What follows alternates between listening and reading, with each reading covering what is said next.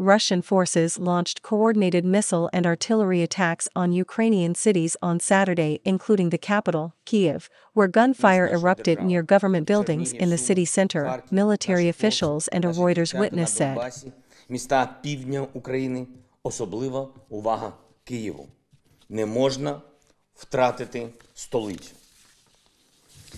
Звертаюсь до наших захисників і захисниць на усіх фронтах цієї ночі. Ворог застосує усі наявні у них сили, щоб зламати наш опір. Підло, жорстко і не по-людськи. Цієї ночі вони підуть на штурм. Всі ми маємо розуміти, що нас чекає. Цієї ночі маємо Ukrainian authorities have urged citizens to help defend Kyiv from advancing Russian forces who invaded on Thursday in the worst European security crisis in decades. But even as the fighting grew more intense, the Russian and Ukrainian governments signaled an openness to negotiations, offering the first glimmer of hope for diplomacy since Russian President Vladimir Putin launched the invasion. Artillery shells exploded in Kyiv, a Reuters witness said. Ukrainian officials said Russian forces fired cruise missiles from the Black Sea at the cities of Sumy, Poltava and Mariupol, and there was heavy fighting near the southern city of Mariupol. President Volodymyr Zelenskiy, speaking in a video message from outside his Kyiv office, was defiant. "We will not put down weapons, we will defend our state," Zelenskiy said. The Air Force Command earlier reported heavy fighting near an air base at Vasilkiv southwest of the capital, which it said was under attack from Russian paratroopers. It said one of its fighters had shot down a Russian transport plane. Reuters could not independently verify the claims.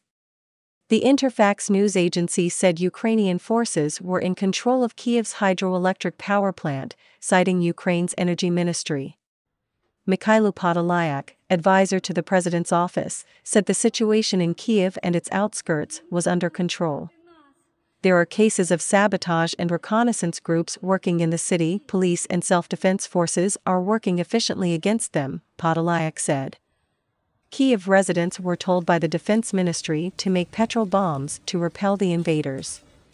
Some families cowered in shelters and hundreds of thousands have left their homes to find safety, according to a UN aid official. Ukraine said more than 1,000 Russian soldiers had been killed. Russia did not release casualty figures. Zelensky said late on Thursday that 137 soldiers and civilians been killed with hundreds wounded. Putin's appeal. After weeks of warnings from Western leaders, Putin unleashed a three-pronged invasion of Ukraine from the north, east and south on Thursday, in an attack that threatened to upend Europe's post-Cold War order. "I once again appeal to the military personnel of the armed forces of Ukraine, do not allow neo-Nazis and Ukrainian radical nationalists to use your children, wives and elders as human shields," Putin said at a televised meeting with Russia's Security Council. "Take power into your own hands." Putin has cited the need to denazify Ukraine's leadership as one of his main reasons for invasion, accusing it of genocide against Russian speakers in eastern Ukraine. Kyiv and its Western allies dismiss the accusations as baseless propaganda.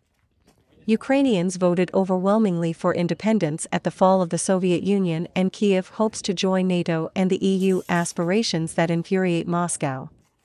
Putin says Ukraine, a democratic nation of 44 million people, is an illegitimate state carved out of Russia, a view Ukrainians see as aimed at erasing their more than 1,000-year history. Ready to talk. Western countries have announced a barrage of sanctions on Russia, including blacklisting its banks and banning technology exports. But they have stopped short of forcing it out of the SWIFT system for international bank payments.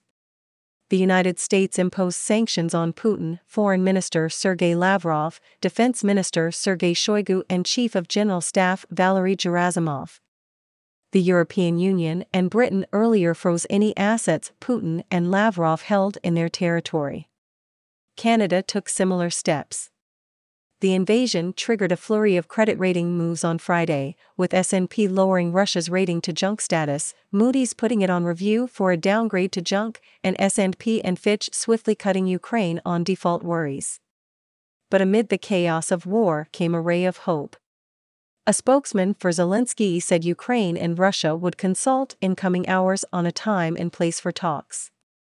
The Kremlin said earlier it offered to meet in the Belarusian capital Minsk after Ukraine expressed a willingness to discuss declaring itself a neutral country, while Ukraine had proposed Warsaw as the venue.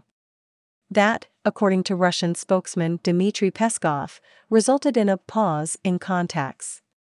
Ukraine was and remains ready to talk about a ceasefire and peace, Zelenskyy spokesman Sergei Nikiforov said in a Facebook post. We agreed to the proposal of the President of the Russian Federation.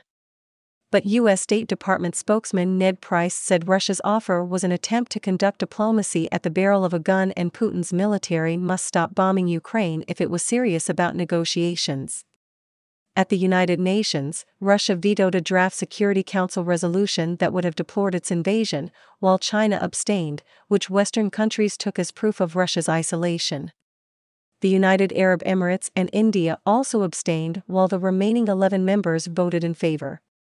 The White House asked Congress for $6.4 billion in security and humanitarian aid for the crisis, officials said, and Biden instructed the U.S. State Department to release $350 million in military aid.